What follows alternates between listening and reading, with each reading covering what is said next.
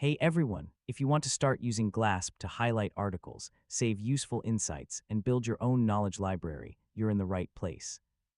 Yeah, in this video, I'll walk you through exactly how to create a Glasp account from start to finish. First, open your web browser and go to the official Glasp website.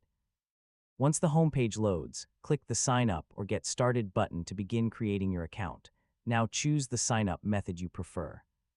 Glasp usually lets you continue with your Google account, and depending on your region or device, you may also see other available sign-in options. If you're using Google, select the account you'd like to use and confirm any permission requests. These permissions help Glasp connect your account and sync your saved highlights. After signing in, Glasp may ask you to complete a few setup steps. You can choose your interests, personalize your profile, or simply skip anything you don't want to set up right now.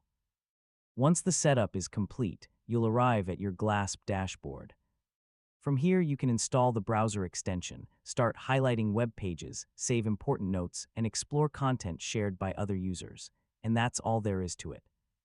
So you've successfully created your Glasp account, and you're ready to start saving and organizing valuable information online.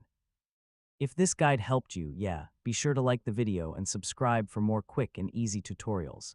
Thanks for watching.